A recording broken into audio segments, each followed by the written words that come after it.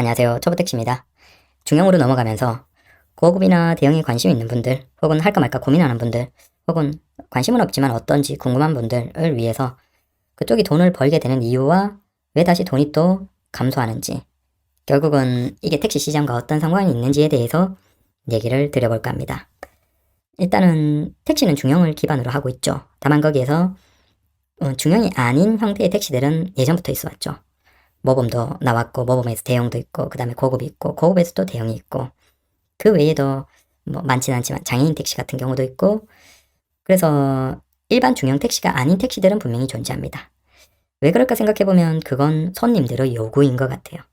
시장이 새롭게 나오거나 혹은 시장이 특별하게, 그래서 그 손님들을 대응하기 위해서 택시에서도 이제 약간은 파생되는 형태다라고 생각을 하면 되겠죠. 문제는 그런 곳에서 이제 불균형이 일어나겠죠.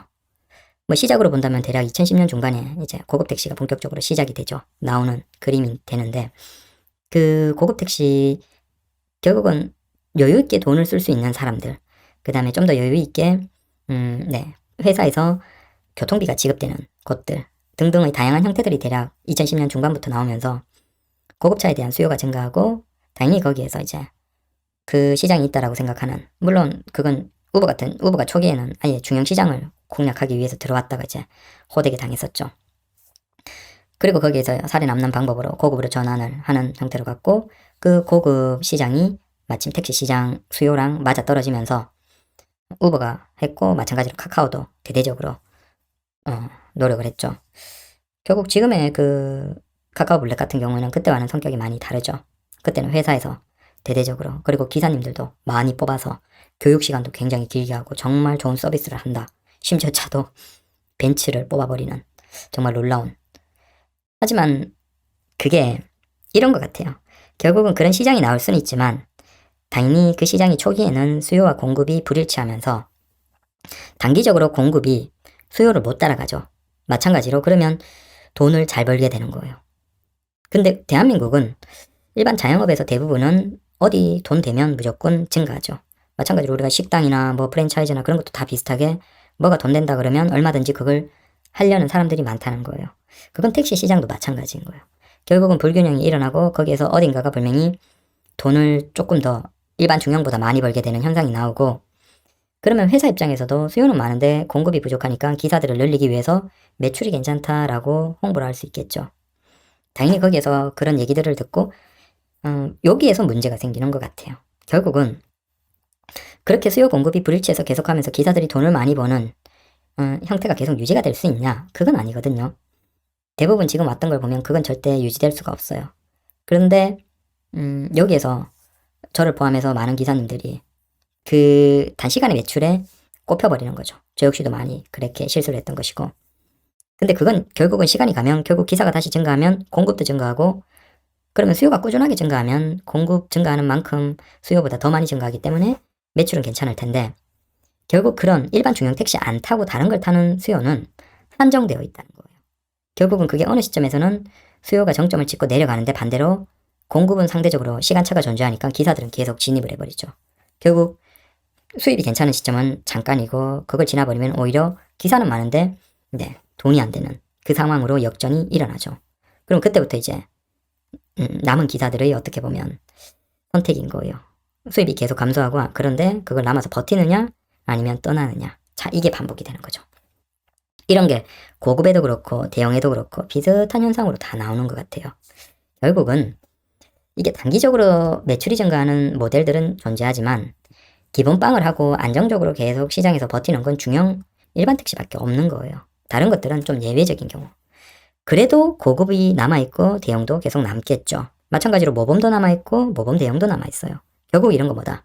자, 초반에는 수요가 많이 증가하고 그걸 공급이 기사들이 못 따라가면서 매출이 괜찮은 현상에서 그 매출을 기업은 적극적으로 홍보를 하고 기사들이 시간차를 두고 따라오죠. 하지만 수요는 이미 정점을 찍고 내려가 버리는 상황에서 오히려 기사는 꾸준하게 증가하면서 매출이 오히려 감소하는 이 현상이 나오고, 문제는 여기에서 다시 평평해져 버리는 거죠. 그리고 떠날 기사들은 다시 떠나는 거예요. 중요한 건 떠날 기사 떠나더라도 결국은 기사가 계속 줄어들면 그쪽 영역에서도 고급이나 대형이나 모범이나 그 기사님들이 줄어들면 줄어들수록 다시 수요랑 맞아 들어가는 거죠. 그러니까 일반 택시가 아닌 수요와 맞아 들어가면서 어느 시점이 되면 다시 먹고 살만해지는 거예요. 결국 고급도 초반에 증가했다가 돈이 안 되다가 기사들이 계속 이탈하다가 어느 시점에서 다시 시장에서 수요와 공급이 맞아 딱 맞는 정도에서 적당한 유지가 되고, 그래서 고급을 계속하는 기사님들은 계속하고 있죠. 하지만 떠나는 사람들은 떠나버리고, 요런 것 같아요. 결국 우리가 고급도 그렇고 대형도 그렇고 모범도 그렇고 이런 것들을 하실 생각이 있는 기사님들이 먼저 생각하셔야 되는 건, 매출이 차이가 편차가, 그러니까 매출이 오르락 내리락 한다는 거예요. 그리고 특정한 시점에서는 많이 오를 때도 있고 또 특정한 시점에서는 많이 내릴 때도 있어요. 중형 택시보다 굉장히 위아래가 등락폭이 심하기 때문에 그걸 시작을 할 거면 그걸 일단 먼저 감안을 하고 버티고 길게 간다라는 생각을 해야 되는 거예요. 결국 길게 가면 그게 평균이 맞아 들어가거든요. 근데 단기적으로 매출이 괜찮다라고 해서 가는 건 제가 경험해본 바로는 비추를 드립니다. 그래서 내가 모범도 그렇고 고급도 그렇고 대형도 그렇고 할 거다라는 생각을 하셨으면 최소 몇 년 이상 가면서 길게 할 거다. 매출이 좋을 때도 있지만 굉장히 중형 택시보다도 나쁠 때도 있다라는 것까지 염두를 해두셔야 됩니다. 그리고 이게 이제 기본이 택시의 판인 것 같고, 고급에 대해서 약간 얘기를 드리면 지금 고급 시장은 이제 굉장히 좀 진입하기가 쉽지 않아요. 이탈은 꾸준하게 있고, 물론 한때는 이제 작년에 또 돈 된다고 해서 많이 들어가려고 했지만 제한이 있었고, 문제는 차값이 너무 비싸졌어요. 지금은 이제 고급을 하려면 기본 제일 싼 모델이라고 하면 렉서스 ES 300, 뭐 하이브리드, 개조 없이 그 정도. 그 이상 이제 뭐 G80 이런 거 뽑아야 되는데 가격이 너무 비싸요. 가격이 비싸고, 그렇다고 해서 유지비가 적게 되는 G80 전기차 같은 것들이 있는데 그런 건 또 차값이 뭐 8, 9천씩 하고 그것도 또 너무 비싸고, 아니면 아예 그냥 G90 같은 걸 할 수 있지만 그건 가스까지 개조하고 하면 돈도 어마어마하게 비싸고. 그래서 지금 그래도 렉서스 ES300H 같은 게 받아들여지면서도 양호한 그 고급 시장이다. 그 다음 중고급 시장이 있죠. 예전보다 이제 영향력이 많이 약해졌지만 그랜저급으로 할 수 있는 중고급이 있고, 다만 거기도 마찬가지예요. 버티는 기사님들은 이제 매출이 완전 하락했다가 다시 이제 조금 회복되는 상태이라고 얘기를 듣긴 했는데, 그래도 지금 이제 버티고 남은 분들이 양호해지는 거지 예전처럼 아주 좋은 초기처럼 그런 쪽은 아니다라고 생각하는 게 맞을 거예요. 그래서 그랜저 정도로 할 수 있는 고급 시장도 애매하고, 그래서 사실 고급 시장 자체가 그들만의 리그가 됐고, 사실 거기도 당장 짧은 시간에 많이 벌고 뭐 정장 있고 멋지긴 하지만 생각보다 들어간 돈에 비해서 매출은 그렇게 만족스럽지 않다라고 생각을 하시면 돼요. 그래서 그래도 나는 정장 있고 고급 세단에 뭐 외부에 표시 없이 깔끔하게 해보고 싶다 그러면 그건 뭐 해보는 건 나쁘지 않은데, 여튼 쉽지 않다, 감수해야 된다라는 겁니다. 모범은 사실은 제가 이번에 갈까 말까 고민했다가 또 거기 가면 또 검정색으로 뽑았다가 또 뭐 하면 난리일 것 같아서 마음 내려놓고 그냥 중형을 무조건 하는 게 맞다. 이젠 아예 길빵으로 해야 된다라고 생각을 했습니다. 그래서 모범은 사실 경험이 없어서 듣기만 한 거에 많아서. 근데 비슷해요. 모범도 꾸준하게 감소를 차량 대수가 감소하고 있고, 그래도 장점이 이제 길빵이 되면서도 부재가 없는 거였어. 그래서 작년까지는 모범이 꽤 괜찮았어요. 아무래도 중형 택시 부족하고 막 그런 시간대에 고급이나 딴 것도 대형도 부족한 시간대에 강남 느즈막히 천천히 다니면서 이제 취객 아닌 사람들 즈음에서 이렇게 빈차등 딱 키면 그냥 뭐 손님 모시는. 그래서 작년까지 괜찮았지만 마찬가지로 결국은 부재 풀리고 중형 요금 올라가면서, 물론 모범도 조정이 되긴 했지만 사실은 이제는 예전만큼의 장점은 적어졌죠. 그렇습니다.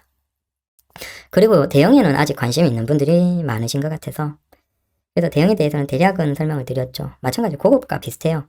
단기적으로 매출이 증가하지만 그건 결국 조정이 올 수밖에 없고, 지금은 이제 매출이 감소한 상태에서 약간 존버 모드로 들어가고 있어요. 그러면 이제 대형은 그렇겠죠. 끝까지 버티는 분들은 이게 다시 수요 공급이 맞아 들어가면서 매출이 다시 꾸준하게 오르는 현상이 있을 거예요. 하지만 그때까지 버텨야 된다는 거죠. 버티고 마지막까지 살아남아야 돼요.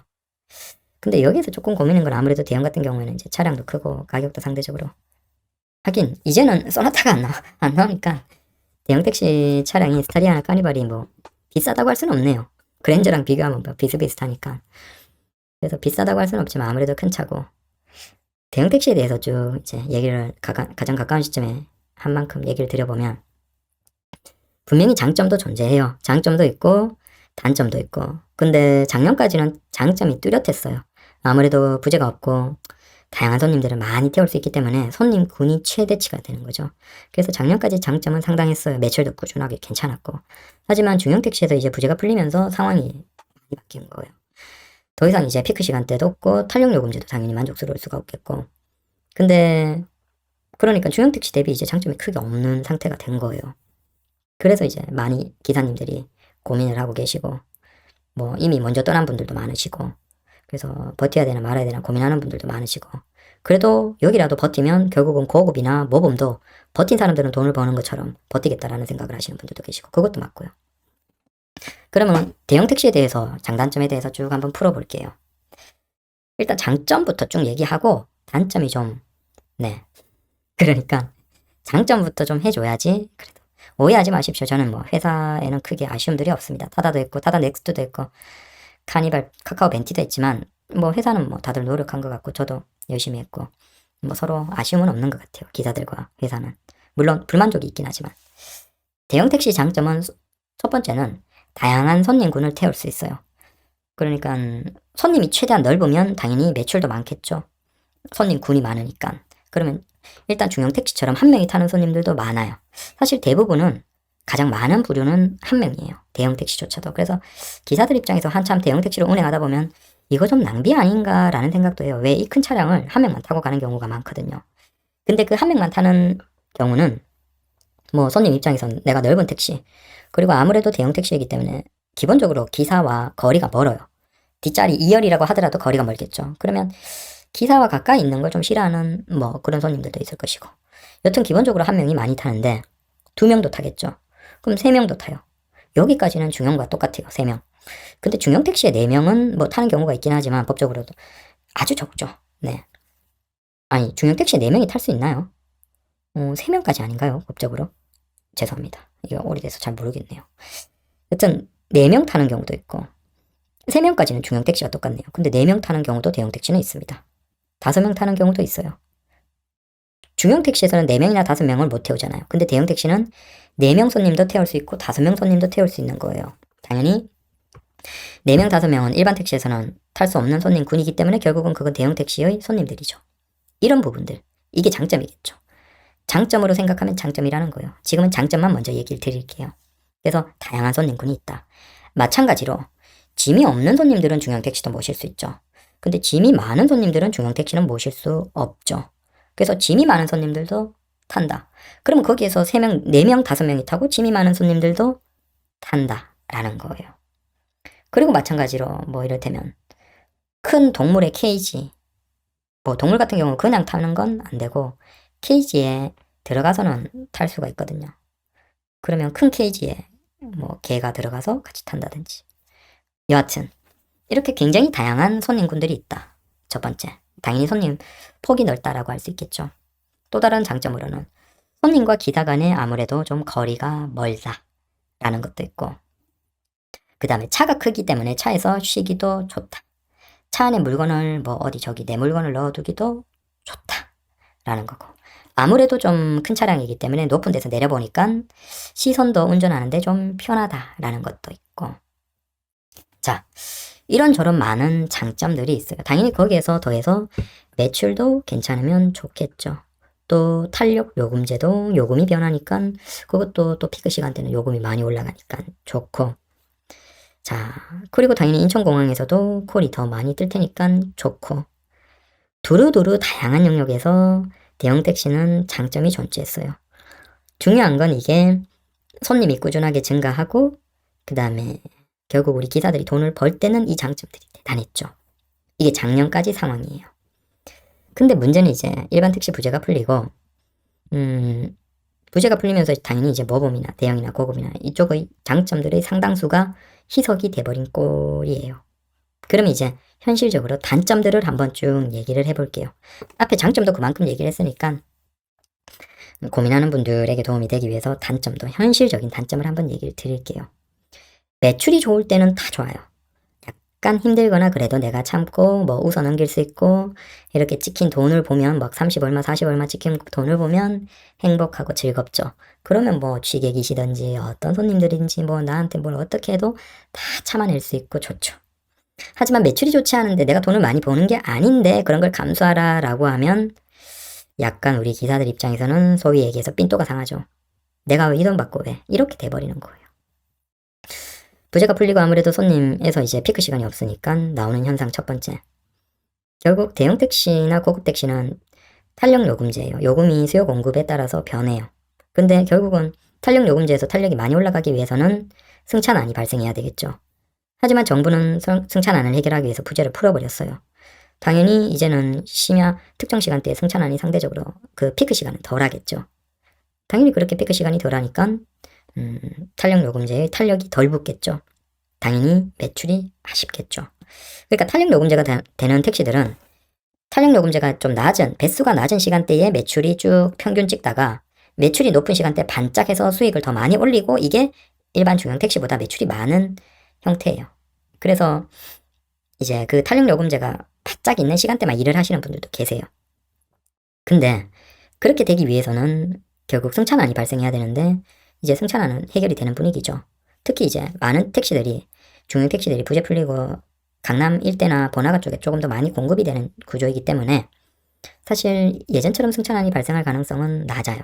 당연히 이제 탄력 요금제의 배수가 예전처럼 많이 붙고 그 시간이 긴 경우는 예전처럼 보기는 힘든 거죠. 그래서 전반적으로 탄력 시간대가 짧아지고 당연히 배수도 올라가는 정도가 짧을 수밖에 없다라는 거예요. 그럼 이렇게 된 이상 이제 요금 인상 말고는 없는 거예요. 그래서 요금이 장점에서 굉장히 큰 메리트였던 탄력 요금제가 이제는 크게 의미가 없어졌다라는 것. 자, 이게 있고 결국 다 매출이 낮아지면서 느끼는 감정들인데 매출이 좋을 때는 어떤 손님도 웃으면서 밝게 모실 수 있죠.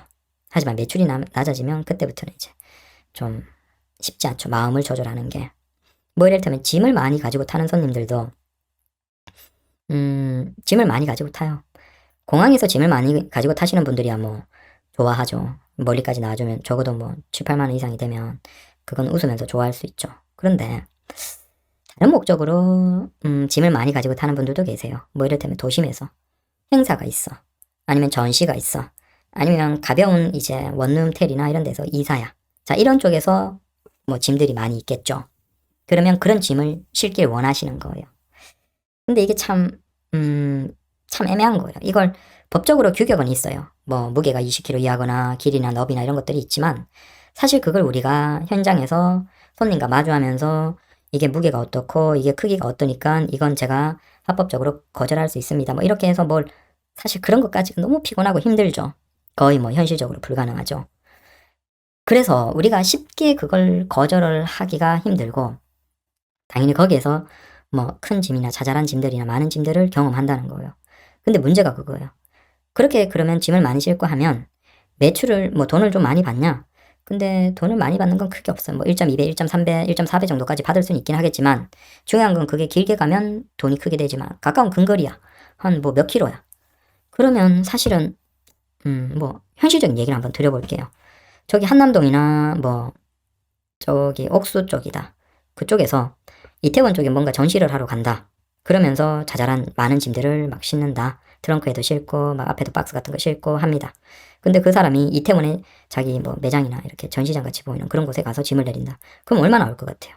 만은 안 나올걸요. 거기 옥수동이나 거기 남산타운 거기 조금 내려가는 데 있잖아요. 그 정도에서 이태원 정도까지 가면 거의 뭐 만원 전후 안 나오거나 조금 더 나오거나 그렇겠죠. 그럼 만원 정도인데 짐을 가득 있고 손님이 한참 내리고 짐도 한참 내린다고 대기하고 있고 그러면 그걸 일반 중형 택시에서는 경험을 못 하잖아요. 근데 이걸 대형 택시에서는 경험한다는 거예요. 마찬가지예요. 뭐 이를테면 원룸 그니까 우리가 큰 원룸 말고 그 고시텔 같은 데 있잖아요. 근데 그런 데는 이제 박스 몇 개 정도로 짐을 줄일 수 있죠. 그래서 옛날에는 타다 그 넥스트 말고 완전 초기 타다 같은 거 있잖아요. 그 렌트카로 할 때 그때 그런 사람들이 많았죠. 근데 지금은 이제 그런 사람들이 이쪽에 당연히 이용하는 거예요.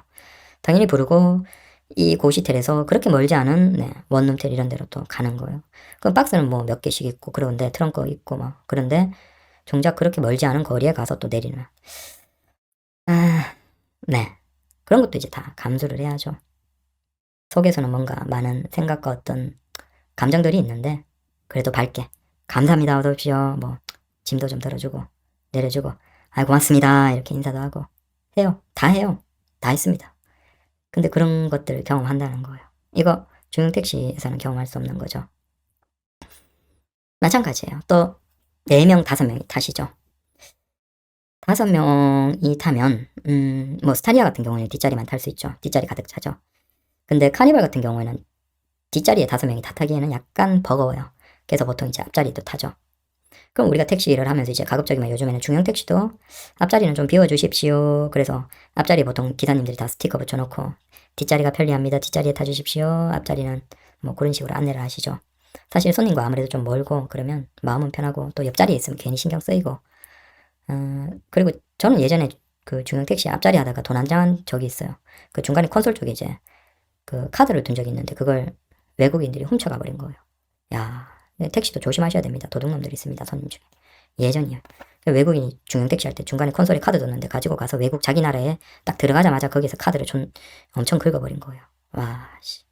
그래서 보상받고 뭐 어느 정도 되긴 했지만 조심하셔야 된다. 여튼 그래서 앞자리 손님을 안 태우는 쪽인데 오히려 대형이 제가 하면서 좋았던 건 이제 손님과 멀어질 수 있다. 조금 거리가 있기 때문에 기사 입장에서도 운전에 집중하면 편하고 그게 장점이었는데 이게 다시 또 5명 손님이 타면 앞자리에 타야 되는 거예요. 카니발은. 스타리아는 그나마 뒷자리에만 탈 수 있죠. 5명이. 근데 앞자리에 1명 타면서 앞자리에 사람 안 태우고 손님과 좀 멀어지려고 대형 택시를 했는데 오히려 앞자리에 타는 빈도가 더 많은 거예요. 아마 중형 택시보다 오히려 5명이 타는 경우가 있으니까 앞자리 타는 경우가 더 많아지고 결국은 저 같은 경우는 앞자리에는 뭐 안 탄다 생각하고 뭐 물건 두거나 했는데 그것도 탈 때 되면 또 다 내리고 다 정리하고 또 다시 타고 그런 것도 경험하죠. 또 5명 타고 뭐 말씀을 많이 나누는 게 뭐 상관은 없는데 중형 택시에서는 그래도 많아봤자 3명 정도잖아요. 그러면 3명끼리 막 왁자지껄 떠들어봤자 떠들 게 별로 없어요. 2명이나 1명 타면 뭐 1명 타면 말할 리가 없고 2명 타도 그냥 적당히 얘기하는 그러니까 2명 정도가 얘기하는 건 사실 뭐 그렇게 신경 쓰이는 건 아닐 거예요. 그냥 누군가가 얘기한다 대화를 나눈다 정도죠. 근데 여러분들 생각해보세요. 한 4명이나 5명이 타고 어디 회사에서 저기에서 저기로 가. 그럼 그 사이에 어떤 식으로 얘기하겠어요? 이게 단순히 2명이 뒷자리에서 서로 대화를 주고받는 그런 개념이 아니고 서로 왁자지껄하게 조용하면 다행인데 1명씩 얘기하면 다행인데 왁자지껄하게 무슨 회의를 하듯이 서로 막 이런 경우도 있어요. 그럼 4명이고 뒷자리에만 타면 다행인데 앞자리 조수석에 5명까지 타고 막 회의를 하듯이 막 5명이 서로 대화를 막 주고받고 하면 정신이 없어요. 너무 혼란스러워요. 마찬가지로 만약에 약간은 좀 기분이 업된 그런 분이 뭐 3, 4시 타서 막 서로 좋아하고 막 얘기 나누고 밝은 목소리 하이톤으로 얘기하면 그것도 정신없죠. 이런 것도 중형 택시에서는 경험 못해요. 네, 이것도 참 그렇죠. 그런 셈인 거예요. 이런 것도 있고 그래서 많은 손님 4, 5 타고 막 앞자리도 타고 막 얘기 나누면 정신없기도 하고 막 이런 것들. 그리고 여기에서 이제 조금 더 사실 좀 미쳐버리는 게 한 4, 5명 3명 정도? 그 정도면 이해. 또 이제 버스가 되는 거예요. 1명씩 내리는 거죠. 네, 1명씩. 그러면 저도 아마 4명, 5명은 기억이 없고 4명 정도까지는 따로따로 내려드려 본 적이 있는 것 같아요. 4명이 중간에 가시면서 내리시는 거예요. 그러면 물론 경유를 하는 게 어차피 요금을 받으니까 상관없다라고 할 수 있겠지만 이게 약간 그 심리가 그렇죠. 우리가 뭐 일반 중형에서 한 2명, 3명 정도가 각각 내리는 건 뭐 감사할 수 있지만 그 이상 한 4명, 뭐 5명 이분들이 각각 내리면 이건 뭔가 네. 그리고 내비에서 이렇게 자동으로 콜이 떴지만 또 어디에서 내리기를 원하는 분들은 다른 곳이잖아요. 그럼 그 다른 곳을 또 갔다가 다시 가는 거예요. 그나마 뭐 쉬운 곳이면 다행인데 뭐 이를테면 주소를 치고 골목으로 들어가는 경우도 있어요. 그럼 여기에서 뭐 타고 이렇게 먼 거리도 아닌데 또 중간에 골목으로 들어가서 여기 내려주고 다시 저기 가서 또 뭐 이를테면 강남에 어디 저기 논현동이나 이런 데서 타서 역삼동이나 저기 신사동이나 이런 데 가는데 거기에서 또 중간에 뭐 안쪽에 큰 도로에서 내리면 다행인데 안쪽에 빌라촌 안쪽에 이렇게 주소 찍어주는 거야. 불러주면 거기에 한 2명 여기 갔다가 저쪽으로 또 다시 골목 안으로 들어가서 내려주고 그다음 마지막 손님 내려주고 가면 진짜 긴 한숨이 길게 나오죠. 정말. 근데 결국 이런 것들도 돈을 잘 벌면 괜찮아요. 돈을 잘 벌면 이런 것들이야 뭐 다 우리가 가장이고 아빠고 꾹꾹 참고 그래 돈을 벌면 되죠. 근데 매출이 생각보다 안 괜찮으면 그때부터는 이런 것들이 다 참을 수 없는 너무나 참기 힘든 부분들이에요. 여기에서 사실은 사람이 감정이 터져버리는 거예요. 그래서 그런 것들을 경험하면서 참 뭔가 그리고 뭐 다른 것들은 말할 것도 없죠. 기본적으로 차가 크니까 힘들어요. 뭐 돌 때도 힘들고 뭐 어디 들어갈 때도 힘들고 뭐 특히 저기 뭐 어디 막히는 번화가나 이런 데 가면 그나마 우리가 양쪽에 주차된 그런 것들이 뭐 번화가 솔직 같은 데 가면 딱 중형 차량들이 지나가게 서로 암묵적으로 차를 세워놓잖아요. 그럼 거기에서 이제 카니발이나 스타리아 같은 경우는 크기 때문에 당연히 힘들죠. 그건 뭐 말할 것도 없고 마찬가지로 사람들 많은 번화가에 이제 부르죠. 사실 이런 것도 잘 이해가 안 돼요. 한 약간 걸으면 여기 한 수십 미터만 딱 걸어가면 큰 도로에서 탈 수 있는데 뭐 이를테면 술집 같은 많이 있는 그 번화가 안에서 코를 부르고 이렇게 기다리시는 손님들도 계시죠. 그러면 참 이해가 안 되죠. 큰 도로에 부르시면 금방 타고 금방 가실 텐데 거기 번화가 안쪽에 이렇게 부르시면 한참 이제 힘들게 사람들 다 뚫고 들어가야죠. 그런 것들도 있고 물론 이런 것들이야 뭐 일반 택시에서도 호출하면 가야 되지만 그런 것도 있고 당연히 차가 커서 느껴지는 불편함들도 많이 있고 당연히 연비가 좋을 수가 없고 그래서 전반적으로 사실 이런 것들이 결국은 다 매출만 괜찮으면 참을 수 있는데 매출이 아쉽다는 거예요. 그러면 여기서 야 그러면 장거리만 하면 되지 않냐. 그렇죠. 그러면 많은 기사님들이 다 비슷한 생각을 하세요. 그래서 많은 기사님들이 장거리 콜을 노리죠. 당연히 장거리 좋은 비싼 콜들은 경쟁이 심해요. 쉽게 가져갈 수 없겠죠. 그래서 좋은 콜들은 잡고 싶지만 힘듭니다. 쉽지 않습니다. 결국은 이런 현실적인 문제 때문에 그래도 저도 1년은 아니지만 거의 9개월, 10개월은 채운 것 같아요. 대형 택시를 해보고 아쉬움을 느끼고 이제 정리를 한 거죠. 결국은 이런 것들도 저런 것들도 다 경험해보면서 이게 결국 단기적으로 매출 잠깐 높은 건 그냥 수요 공급 불일치일 뿐이다. 다 그게 평평해지면 결국 다 좋아지는 건 중형 택시라는 거예요. 앞으로 벌고 뒤로 깨지는 어떻게 보면 빛 좋은 개살구죠. 그래서 고급 택시나 대형 택시를 생각하는 기사님들은 많으실 거예요. 근데 뭐 궁금하시면 해보셔야 되겠죠. 하지만 제 입장에서 이런 얘기를 드리는 이유는 사실은 기사님들이 많이 늘지 않았으면 좋겠어요. 왜냐하면 지금은 이미 이제 기사님들이 아마 줄어드는 것 같은데 버틸 분들은 그래도 거기에서 버티시고 그 다음 떠날 분들은 떠나시고 그 다음 좀 덜 뭐 고급이나 대형 택시로 기사님들이 진입을 하면 결국 그래도 남아 계신 기사님들은 수입이 좀 괜찮아져요. 그래서 거기에 계신 분들이라도 수입이 좀 괜찮아지고 그래도 일을 하시는데 스트레스를 좀 덜 받으셨으면 하는 마음에서 고급이나 대형을 우리 기사님들이 많이 하지 않아 주셨으면 좋겠어요. 새롭게 진입을 하는 건 하지 않아 주셨으면 그래도 거기 계신 기사님들이 그나마 좀 수입이 좀 좋아지지 않을까. 왜? 떠나는 기사님들은 저처럼 계속 떠나거든요. 그러면 결국은 손님들이 많이 증가할 수 있는 게 아니면 결국 기사가 좀 감소해야지 수입이 다시 좀 올라와요. 그래서 그런 관점에서라도 좀 덜 신규로 진입하는 기사님들은 좀 적으셨으면 좋겠고 떠날 분들은 저처럼 좀 떠나고 남은 분들이 그래도 매출이 좀 괜찮아지셨으면 좋겠어요. 다들 열심히 하시고 노력하시고 그런데 전체적으로 다 힘드니까 참 그래요. 그리고 이게 앞에 참을 수 있는 거기에서 감정이 왜 터져버리냐면 이걸 제가 중형 택시 하려는 가장 큰 이유이기도 하고 중형 택시도 친절해야죠.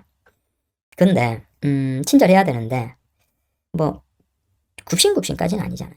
그렇다고 뭐 고급이나 대형이라고 굽신할 필요는 없지만 그래도 문제는 평가라는 게 존재하고 그 평가가 영향을 미치는지 안 미치는지 모르겠지만 평가라는 게 존재하고 나에 대한 친절에 대한 점수가 영향이 없지는 않을 거라는 거예요. 적어도 점수는 존재해요. 그럼 당연히 손님에게 잘 보여야 되겠죠. 결국은 매출이 괜찮을 때는 그 매출 때문에 뭐 5명이 타든 5명 타고 떠들든 5명이 각각 뭐 내리든 아니면 뭐 골목길을 아무 상관없어요. 근데 매출이 감소했을 때 그런 것들을 좀 불만이 쌓이겠죠. 근데 그런 것들을 중형 택시 같으면 불만을 어느 정도 표출해도 뭐 아주 심하지만 않으면 상관없겠죠. 그리고 그런 불만을 표출, 뭐 그런 상황도 상대적으로 덜 생기지만 취객이야 뭐 당연한 거고 어쩔 수 없고. 그런데 적어도 일반 택시도 평가가 있긴 하지만 그게 영업에는 크게 영향을 미치지 않잖아요. 내가 진짜 뭐 손님에게 뭐 욕을 한다든지 그런 건 절대 안 되죠. 하지만 그냥 약간 불만인 그런 감정이 표출된다고 해서 내 영업에 문제가 있진 않잖아요. 하지만 고급이나 대형 택시는 우리가 손님에게 평가를 적극적으로 받는 개념이고 그게 우리 일에 영향을 미쳐요. 그러면 당연히 매출은 상대적으로 좀 준 상태에서 굉장히 좀 스트레스를 받는 은행들이 많은데 그 상태에서 손님에게 평가를 잘 받기 위해서 굉장히 친절하고 평가를 잘 받기 위한 노력을 해야 된다. 굽신굽신을 해야 된다는 거예요. 거기에서 기사님들이 너무 혼란스러워서 터져버리는 거예요. 정말 정신적으로 너무 스트레스를 받는 거죠. 저도 사실 마지막에는 그런 것들이 있었어요. 이게 매출이라도 괜찮으면 버티지만 아닌데 이런 것들을 내가 다 감수하면서도 손님에게 점수를 잘 받기 위해서. 그래서 저도 마지막까지도 열심히 했어요. 손님 타면 당연히 친절하게 어서 오십시오.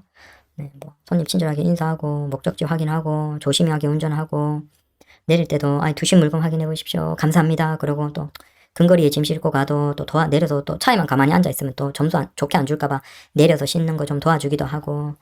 그러면 손님은 좋아하죠. 근데 나는 속으로는 병이 드는 거예요. 진짜 속으로는 끙끙 앓으면서 병이 들어가면서 점수를 잘 받아야 되니까 이런 상황에서 뭐 만 원도 안 되는데 9,000원 거리인데 짐까지 내려주면서 손님에게는 감사하다고 인사하면 속에서 울분이 터지는 거예요. 그래서 저도 뭐 차값 손해보고 했죠. 근데 도저히 이거 제 성격에는 그냥 이거 계속하면 솔직히 미쳐버릴 것 같은 거예요. 그래서 다 접고 그냥 그러면 이제 진짜 깔끔하게 아무것도 하지 말고 혹시 부재가 생길지도 모르니까 부재조차 피할 수 있는 전기 택시로 하자 라고 하고 그냥 이제는 손님 토하면 그냥 시트 바꾼다 생각하고 시트 해야 비닐 커버를 씌우든지 해서 그냥 물론 그렇다고 친절하지 않게 한다는 건 아니에요. 하지만 고급이나 대형할 때 친절을 한 3분의 1만 해도 중형에서 손님은 정말 좋아하실 거예요. 네. 기사는 스트레스 없고 돈도 벌고 길빵도 하고. 길빵 이거 종종 얘기 드렸죠. 콜 100%이기 때문에 그게 돈을 많이 벌 때는 좋죠. 몇 킬로 손님한테 가도 상관없어요. 근데 매출이 감소한 상태에서 고급이나 대형은 길빵이 없어요. 그럼 길빵이 없으면 어떤 문제가 생기냐. 그래서 손님이 좀 많은 지역들이 있죠. 뭐 주말 오후 시간대나 아니면 특정 시간대에 뭐 지하철역이나 어떤 때는 손님이 많아요. 근데 길거리에 손님이 그러면 나와서 호출로 안 잡히니까 손을 들고 있죠. 근데 뭐 이를테면 서울역에 손님을 내려드려요. 주말이나. 내려드렸는데 거기에 대기장에 손님 쭉 줄을 서 있잖아요. 서부역이나 거기 서울역이나 아니면 용산이나 고속터미널이나 이런데요. 근데 손님이 택시를 타려고 줄을 쭉 서 있고 택시 한 대 들어올 때마다 바로 손님 내리자마자 또 타고 쭉 가는데 나는 거기에 손님을 내려드렸는데 정작 손님을 못 태워요. 그 수많은 손님들 수십 명 이상이 서 있는데 줄을 서 있는데 못 태워요. 그래서 혹시 나한테 콜이 가까우니까 뜰까 싶어서 거기 근처 어선거려도 뭐 이를테면 한 1, 2km면 다행이죠. 근데 2, 3km 밖에 손님이 딱 뜨면 진짜 긴 한숨이 나오고 속에서 진짜 울분이 빡침이 확 나오죠. 바로 눈앞에 손님을 못 태우고 2, 3km까지 가. 그 기분을 중형에서는 못 느끼잖아요. 근데 그때 감정이 어떻겠습니까? 그냥 빡치는 거예요. 근데 그렇게 2, 3km까지 눈앞에 손님 두고 2, 3km까지 가서 모셨는데 뭐 8,000원, 7,000원 거리 가면 미쳐버리는 거죠. 그냥. 그런 것도 경험해요. 그래서 제 얘기 들으니까 이제 뜨끔하죠.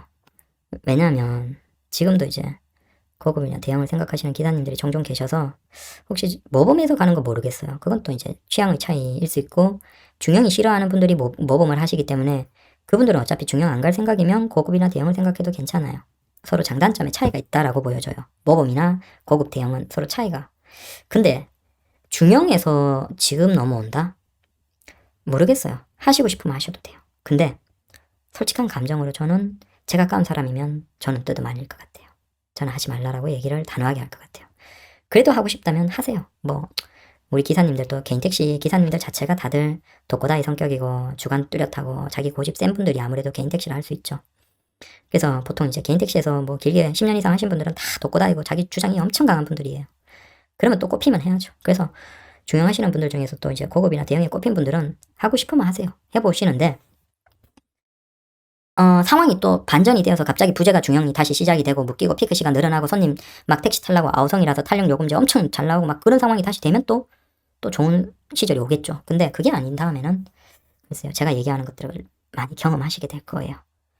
그래서 지금은 거기 남아있는 분들을 살려주는 게 맞다. 그분들이 그래도 좀 수익이 좋아지도록 나가는 기사님들은 나가고 들어오는 건 좀 덜 하면서 그분들이 이제 손님들과 맞아 들어가면서 남아 계신 분들이 좀 수입이 괜찮아지게 하는 쪽으로 가는 게 맞지. 지금 또 들어가서 기사들이 계속 늘어버리는 건 저는 아니다라고 생각을 합니다. 참고로 저는 말씀드렸지만 한동안은 비가맹으로 그냥 길방 중심으로 할 거예요. 되든 안 되든 진짜 이걸로 톡하게 한번 해볼게요. 감사합니다.